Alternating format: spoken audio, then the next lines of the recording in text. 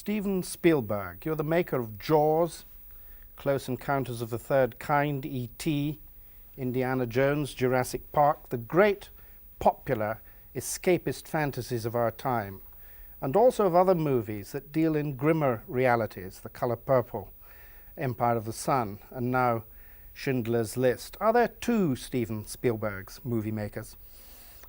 There well might be, but I think what there is I think that there's really, one of me who commits my ideas to film, which are fun-loving and, entertaining.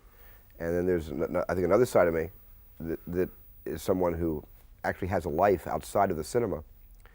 And very rarely do I let that part of me spill into my work. I've always sort of separated the two. And every once in a while, some of what I feel about in my real life kind of drips over to the other side. Schindler's List is about the grimmest of recent historical events, the systematic murder by the Nazis of 6 million Jews. Why did you want to make this film? Well, that's a hard question because I asked myself that, and I've been asking myself that for a long time. There's not just one really wonderful, easy answer to that. I think it's just a composite of the influence my parents had over me when I was growing up in an Orthodox Jewish house, where my parents were indirectly affected by the Holocaust because my grandparents lost relatives in Eastern Europe. My parents were born in Cincinnati, Ohio, in the USA. And they were very active in telling their children, myself and 3 of my sisters, stories of the Holocaust ever since I can remember. And they were stories that made me interested as a kid because whenever your parents, your mother and father, talk about murder and they illustrate graphically, I remember one story my parents told me, which I'll never forget, which is about a concert pianist, a Jewish man in his 50s, who in 1936, after a concert, and he was on his way home in Berlin, brown shirts attacked him, brought him into the alley, and broke every one of his 10 fingers, to the point that he could never play the piano again. And these were illustrations of something that just seemed incredible as a child to hear from your own parents. But my parents really felt a responsibility to kind of pass it along to us. And I think in a sense, that sunk in after decades of myself becoming a parent and having children and wanting to pass something along to them. And when I read the book in 1982 by Thomas Keneally, based on the true story of the Schindler-Juden, it was something that occurred to me that I could pass along to my children through what I do best, which is telling stories on film. Had you wanted to make the subject or to treat the subject before you read the book? I didn't. I really didn't. I was making E.T. before I read the book, and E.T. came out the week I read the book. E.T. had just gone to theaters in America, and I didn't ever think about, when I was making Jaws or Close Encounters or Raiders of the Lost Ark, I was never thinking about telling a story of the Shoah. It never occurred to me then, no. But is it right to say that, Keneally's book and your film treat compellingly of a successful attempt to rescue some Jews from slaughter? Is it right to say that that story enabled you to handle subject matter which otherwise might have been impossible to touch? Well, I think that story of rescue and the tremendous paradox involved in a man who was a German Catholic industrialist and war profiteer, who, had a member of the Nazi Party who lost everything to save everyone. Yes, that was very compelling. It was an avenue into a subject that's otherwise, too horrendous for words, let alone pictures. Did you have qualms at any point about the subject matter? No, I didn't. I think once I became very involved in the research, and I think the thing that really moved me more than anything else was meeting the witnesses, meeting the survivors of the Holocaust. You can read all about it, but until you meet someone in their 70s who comes over to you and shows you the numbers and tells you the stories, it's abstract, to say the least. How did you prepare yourself for making the movie? By talking to them? Yeah, by actually meeting Paul Page, His original name was Poldek Pfefferberg, and he was the man, one of the 1,300 Schindler rescued. And he got to know Schindler very, very well after the war. And he became very close to Schindler, and he in fact inspired Thomas Keneally to tell the Schindler story. And I think when I met Paul Page, he was the one to shed the most light on Oscar's life and the life of the Jews who were rescued. And then he said, you know what you must do? You must go to Poland. You must go to Krakow. This will continue to be abstract until you stand on the killing fields. And I went to Krakow and spent time there, and I think more than anything else that transported me into such an urgency to get the story out. At one time you thought of shooting the film at Auschwitz, is that right? Or Yes, I did. Well, we shot just literally 50 feet away from the hallowed, sacred, killing grounds of Birkenau, which is that infamous gatehouse that some people might be familiar with. do you see the movie as entertainment? I don't see the movie as entertainment at all, no. No. You shot it in black and white. Why was that? Well, you have to understand that my only frame of reference, not only to the Holocaust, but the entire Second World War, is black and white, because I was brought up watching black and white documentaries, black and white archival footage, black and white movies about that period, and seeing amazing stills, Bob Kappas, still photographs of the Second World War. I don't have a color frame of reference. My father would always joke with me and said, I fought in World War II. I have a color frame of reference. That war was in color for me.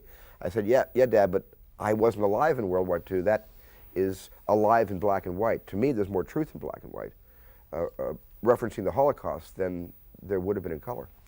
At 2 points in the movie, 2 remarkable moments, there's a little girl in red. Who is she and why is she in red?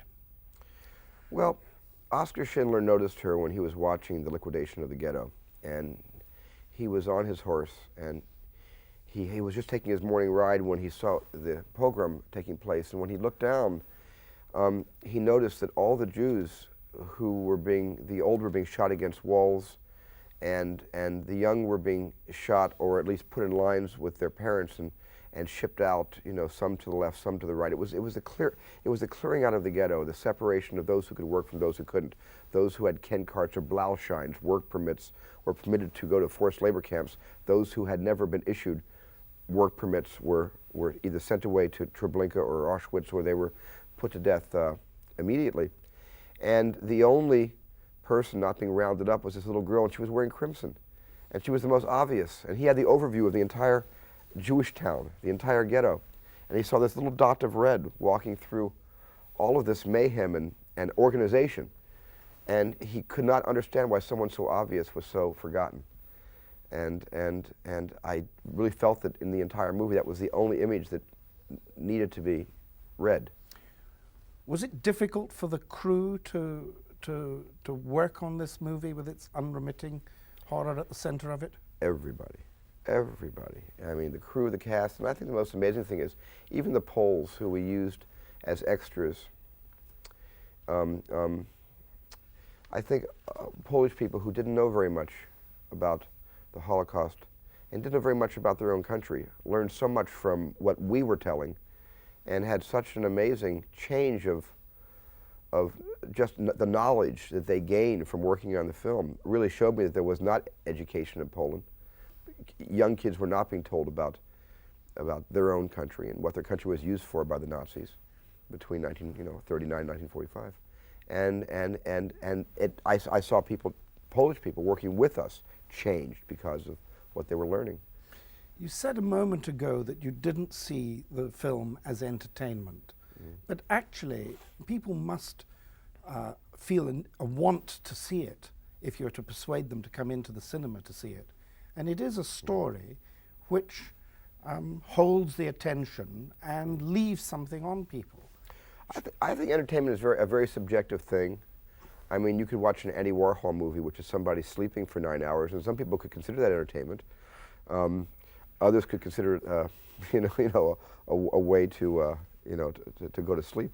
And I never looked at the story, the recreation of the Holocaust, and the story of Schindler's List to be entertaining. I thought it was going to be informational. I thought that the story was going to give out information and knowledge and facts that would get people, if they responded to this story, to get people to ask more questions about what happened 50 years ago.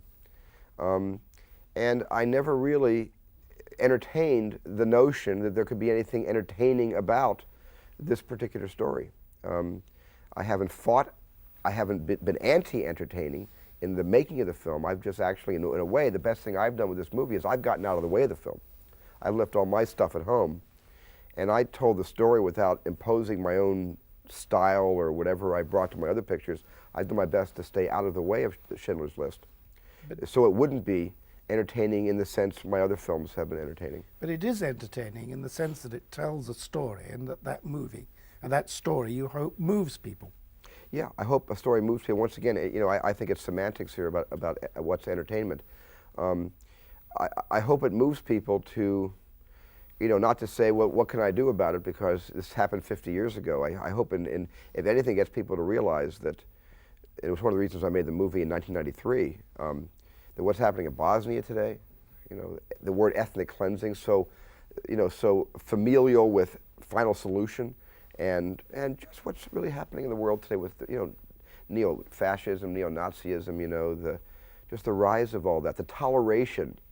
People were again tolerating what they tolerated in 1933, and it's sort of happening again in microcosm. And when this started to happen in 1989, 1990, when communism fell apart and the wall came down, and all these things started to rear their ugly heads again, I just seemed a little more compelled to make the movie now than wait another 5 years to make the picture.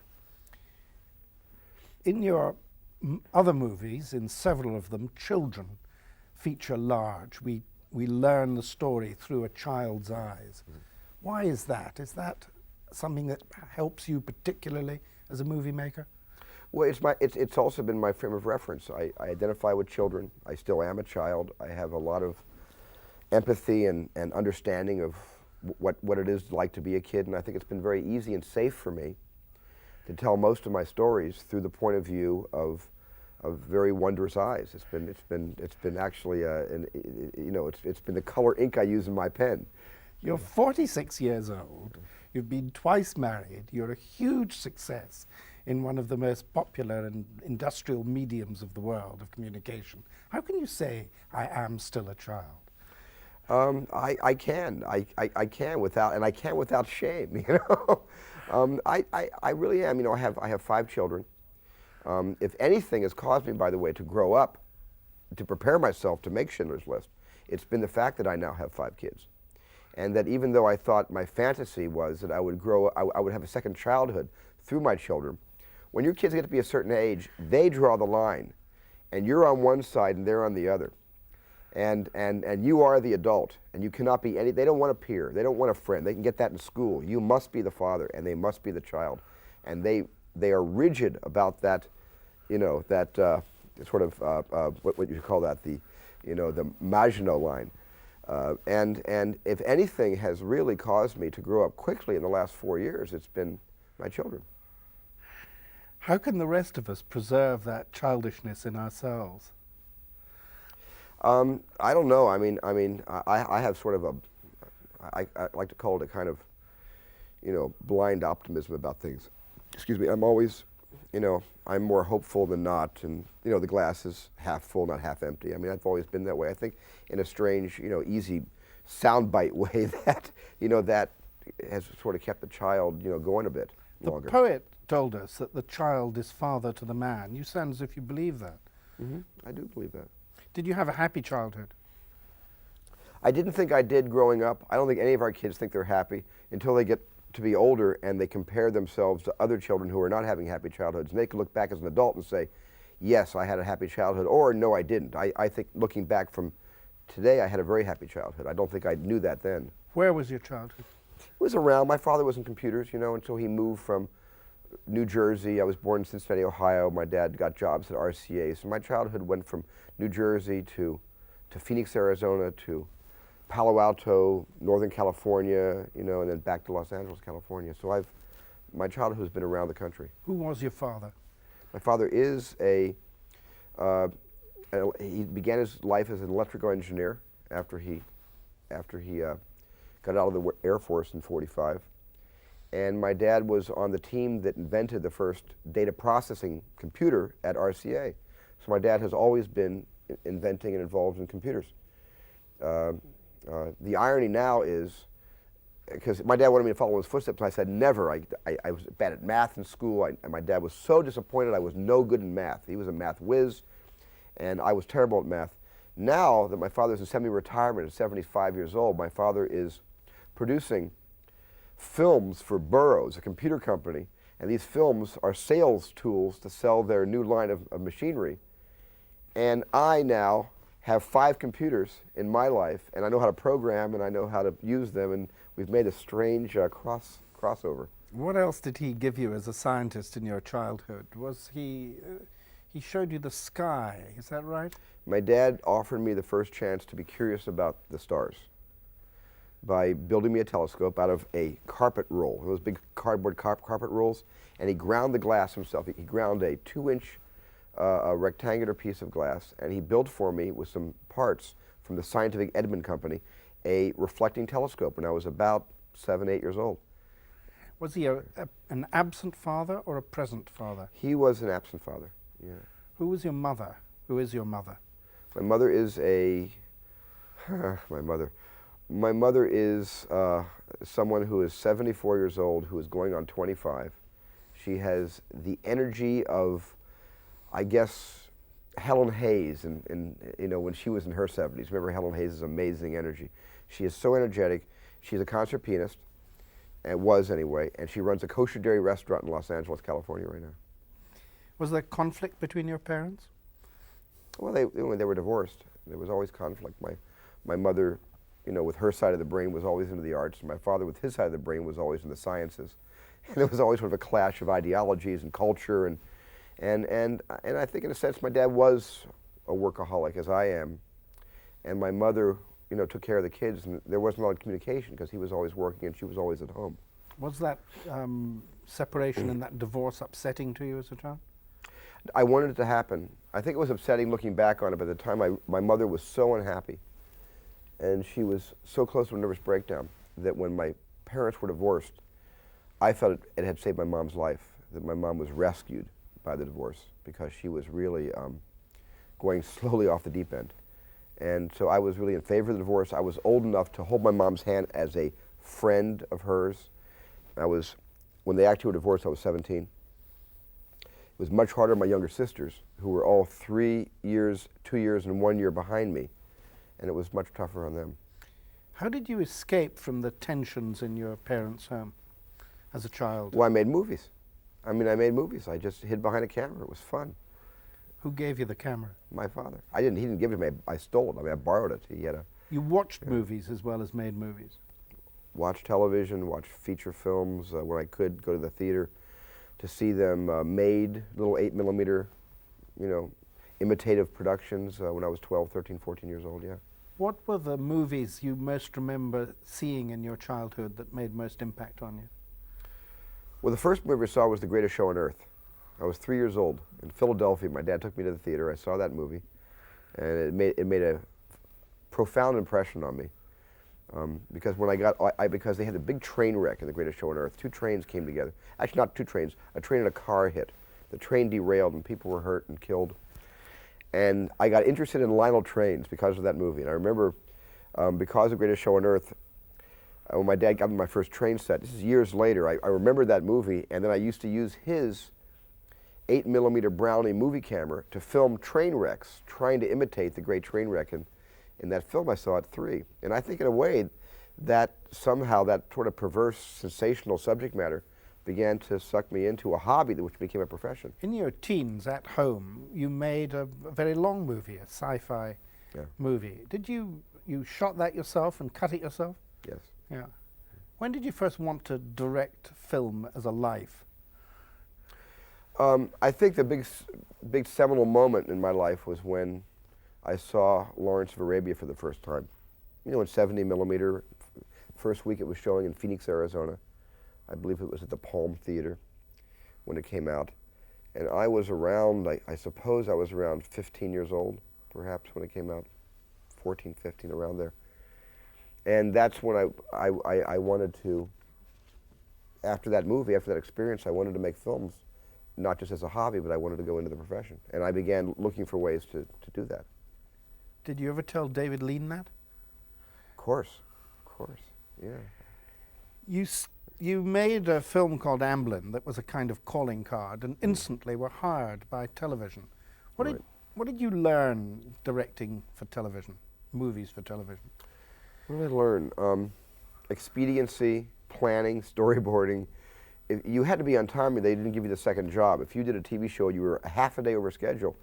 That was such a war crime that you weren't allowed to do another TV, especially if you were young like I was. And I was kind of breaking into a system that was still populated by the old guard of the old Hollywood. I mean, the average age of my film crews, when I was 21 years old and first starting out in television, the average age of my crews were 62 years old. They had seen all the great movies. They had made the Clark Gable films and the Victor Fleming films and the Michael Curtiz films. They had been there in the heyday of Hollywood, and they were just close to retirement. And I show up at 21 years old with acne to direct Joan Crawford. It was one of those things where I didn't have a lot of friends. There was a big generation gap on those 8 days I shot, and I knew that I had to be on time, because if I wasn't, I wouldn't work again. I was 2 days over schedule on that first thing I did with Joan Crawford on this TV show, and I didn't work for a year. When I got my second job a year later, and I was an old man at 22, and I was given a Marcus Welby with Robert Young to direct, I planned every shot on paper so meticulously that I came in a half a day ahead of schedule, and I consistently worked in television from that day on. You made a movie called Duel, which was a great success, particularly perhaps in Europe. A movie with very little dialogue. I mean, it's pictures that tell stories in movies, right? Yes. Pictures tell stories, yes. Words tell stories. Too, my emphasis has always been on pictures, and because I wasn't much of a reader when I was growing up, I think I was much more of a picture maker than I was a reader. And now I'm kind of on the side of reading and the side of literature, and I think that David Lean was the filmmaker who proved that great literature, and great visuals can combine, to make Bridge on the River Kwai, Breaking the Sound Barrier. I mean, he really proved that you could merge literature and imagery in one. You were part of what was thought of as a new generation of movie makers in Hollywood. Somebody called you the movie brats. Were you conscious that you were changing things, that you were part of a new wave, or not? No, not at the time. I was conscious of when people began writing about it, and George Lucas and Francis Coppola and myself, and we were all reading about Scorsese, we were all reading about ourselves, that we were part of a wave. At the time, we didn't. Was it because you were young, you think, that this was said of you all? Yeah, I think it was because we were kind of we like the French New Wave, we were an American New Wave. We all came on the scene at the same time, and we were all given feature films basically at the same time, and we all sort of made our own unique products known at the same time. Scorsese, with Mean Streets, and George with American Graffiti, and myself with Sugar Line Express. We all sort of came on in the same couple of years. Was the important thing that you were all part of a generation in whose childhood movies and images on television had meant more than words, do you think? Yes, yeah. You were in and out of each other's cutting rooms a bit, looking at rough cuts and advising with De Palma and Martin Scorsese and George Lucas. Was there a camaraderie? Was there a togetherness? Yeah. We were all friends. Yeah. We were all friends. We hung out together. We went to each other's houses together.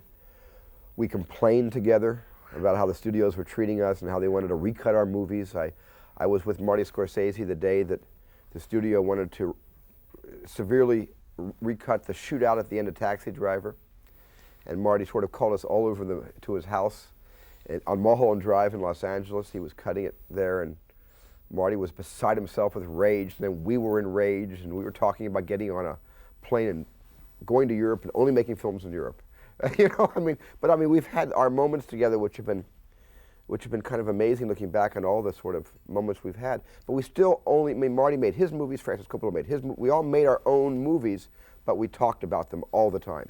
You had huge success with Jaws pretty early. Did you ever have a point where you thought you might be a failure as a film director? No, I didn't really. I didn't think so. I mean, I haven't had. I've always had a lot of self-confidence as a filmmaker, and I think because I've been shooting little pictures to big pictures since I was 12 years old. When I first got my first assignment when I was 21, as I said before, I felt like I was an old man already. I felt like I was a veteran. I had made 25 little short films before I got my first break. And that gave me so much confidence. I think if I had been given, like today, a lot of young people are given features right away. Immediately, they make one short, or they write a script, and they're allowed to direct it, and they're in the industry like that. And I'm not sure I would have survived if I had gotten a break that fast without having that much experience behind me, albeit 16 millimeter, sort of home shop type movies. It was a great experience for me to do that. You talked a moment ago about the studios wanting to recut the end of Taxi Driver, and you and those other movie makers saying, let's go to Europe. Do you see a fundamental difference between the demands of the studio movie for a vast audience and the European art house movie? Well, I think that there is a vast difference. There is a vast difference. The American films are, by and large, with many exceptions, but by and large, they are not personal movies.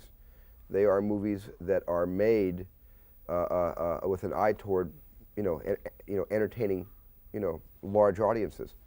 European films and American films, now we have to talk about Martin Scorsese's pictures, Oliver Stone's pictures. There are other American filmmakers who don't really look at the big picture, nor do they care about the big pictures as much as they care about telling what's in here to whoever will listen. That's always been my admiration and adulation of the European film industry. Is it's always been personal. It's always been, true to heart, and that's been the major difference. You any idea how many movies you've seen in your life? I have no idea. I've seen a lot of movies. Do you watch movies every day? No, not every day. Every week? Every week. How many is the most you've seen in a day? Movies in a day? Well, sometimes on a weekend, I used to, what I call, have a movie orgy, where I would see 3 first-run films in one day. I'd catch the morning show, the afternoon show, and the evening show. And I haven't done that in a while, but I'll see probably about 30 films a year if I'm not directing. When I direct, I don't see films, because I don't actually want to be influenced by what's out there right now. But when I'm not directing, I see a lot of movies. I read somewhere that you use video games every day. Is that right? Is that a way of relaxing? Yeah, it is. Every day? It's not really the old-fashioned video games, the stand-up play like this. It's the games on my small home computer that I'll, stick the program in or hit a key and play. And it's a way of relaxing, yeah. You talked a moment ago about the ability to make a movie that says something that's burning you up inside. Mm-hmm. You now have the power to make any movie you want to make, do you not? Yes. What's the next? What's burning you up inside? What's the next thing you? Well, Schindler's List is what was burning me up inside. It's really the first time I've ever burned for a subject. I've had other reasons for making movies, but this is the first time I've really thought that I could put to good use the privileges that have been afforded me over the years, making movies that have allowed me to make, let's say, the telephone book. And I sort of chose the Holocaust as the telephone book, in a sense, and it was something that have been wanting to do for a long time, and this story in particular. And it felt great to be able to use all that, not to entertain per se, but to get it on the public record. And that was a great feeling. I felt so liberated in making Schindler's List, and I'll tell you why.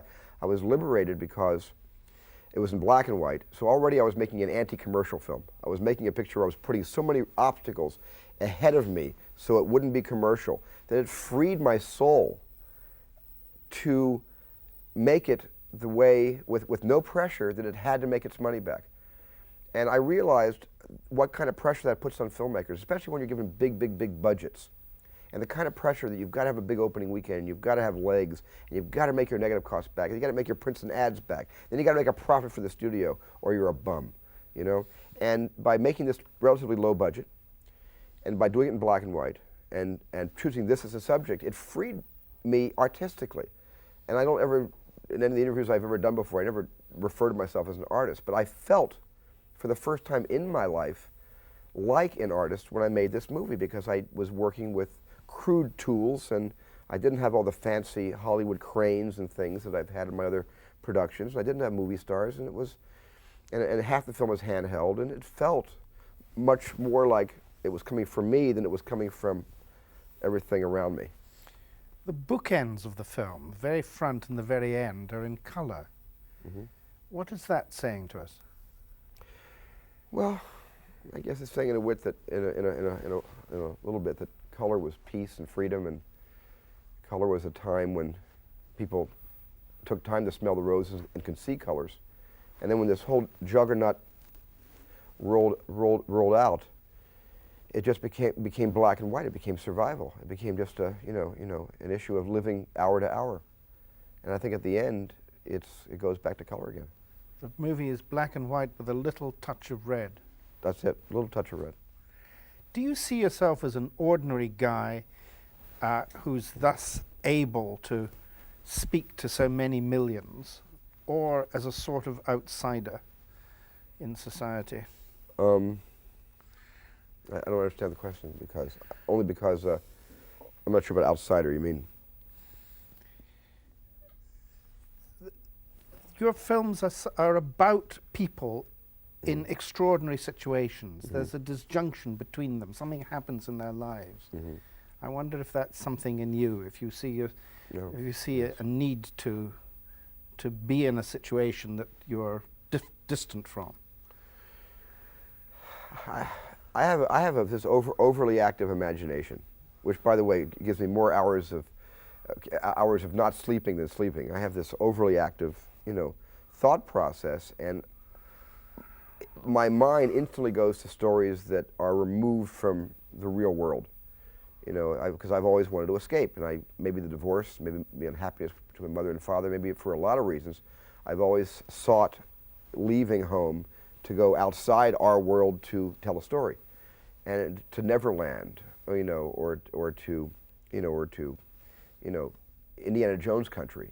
But in a sense, that is fun for me, because I've always liked to tell stories, and the more distant the stories are from my own life, and I guess the only stupid word I can find is the more fun it is for me to tell those stories, and that's the way it's been for most of my career. In your films, people face their fears of strangeness and overcome those fears. Have you had to overcome fears in your personal life? Sure I have, absolutely. All of us do. I have many fears in my personal life, and I make movies about them sometimes. After so much colossal success, what motivates you to go on to make the next one? Oh, I know, just because I love it so much. I just really love it, and it's just, I can't get it out of my system. I just adore it. I don't know why. I'm afraid if I really discuss it and analyze it and figure out why I love it so much, it'll evaporate. It'll say, you looked the gift horse in the mouth. We'll see you. We're going on to the next filmmaker. So I don't ever want to embrace the why, to look at it too closely under a microscope. It just is there. It's not gone away yet. So has Schindler's List released a Jewishness in you that you've been quiet about for? The movie communicates the Jewishness in me, but my evolution to a kind of,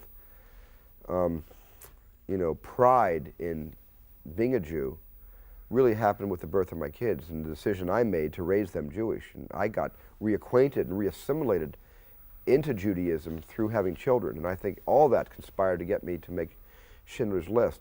Now, Schindler's List is the product of a number of years of recognizing and regaining my pride in being a Jew that I didn't have as a young person, because my parents were always raising us in Gentile neighborhoods, and I was the only Jew in the neighborhood, the only Jew in the elementary school, and I had problems.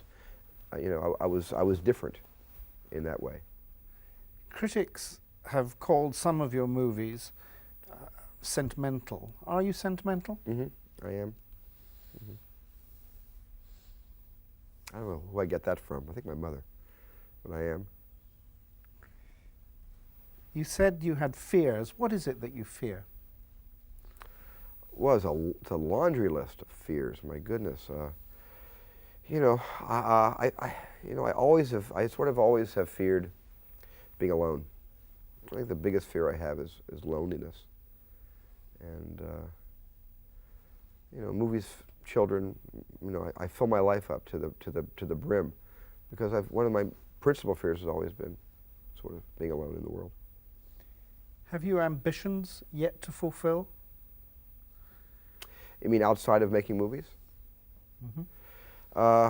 Yes, seeing my kids through college, finding them good schools, and taking them a little closer. And I'm not criticizing my parents. I am criticizing my parents, actually.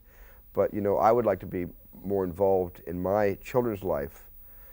Even though I like my father, work as hard as my father worked, I'd like to, and I am in practice closer to my kids, I think, than my father was to me, and that's an ambition.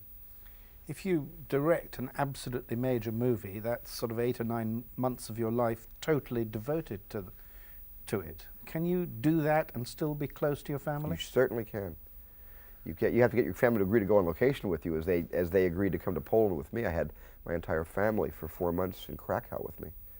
But I would never go off and leave my family for a film. If my family, because of school, had to stay in Los Angeles, and it gets harder for me to leave when they get older, because it becomes more. You can take a first grader out of school for 4 months. You can't take a fourth grader out of school for 4 months. It will limit my travels, and I've already made that choice in my own heart, that I will stay with my family and make films closer to home as they get older. If you had to choose one sequence from your movies to show your children or one day your grandchildren as to what you were about as a movie maker, This is a tough question. what would you like them to see most? Oh my goodness. Well, I got to think about that. I mean, that's what comes to mind right away. That's hard. It's so many images are running through my head right now. Nothing is just nothing. No one image is jumping out at me. When you make movies, do you want to know what other people think of them, or don't you mind very much what other people think of them? I care desperately what other people think of them, and because I care so much, I sometimes hold my ears and close my eyes when it comes time to hear what other people think of them. That's another one of my fears. You know, the fear of approval and the fear of disapproval. And so sometimes, you know, when I don't read reviews and things like that, it's just being afraid to find out. And I'll hide for months sometimes, not knowing what people thought of my movie. And then it'll slowly start to assimilate whether it was received well or not received well, whether my friends liked it or they didn't like it. It always comes out in the laundry after about 4 months. But sometimes I'll look right away like this, and other times I'll hold back and not look for a while. When I asked you about ambition, you gave ambitions in terms of your family. Would you like to win an Oscar as a director? You know, someday. I mean, no filmmaker, you know, would ever. I don't think, unless they were political in some way. I don't think any filmmaker would deny that to themselves in their lives. But it's never been my principal, you know, goal or motivation. But you know, around that time, it's as suspenseful as anything else to everybody, I think. How would you like to be remembered? Oh, you know, I don't know. I have a tough time writing my own epitaph. It's been tough for me to. I've rarely, a couple of times I've been asked that question, and I've never had a good answer for it. I don't know. You know, in a way, it's too early in my work for me to start thinking about how I want to be remembered.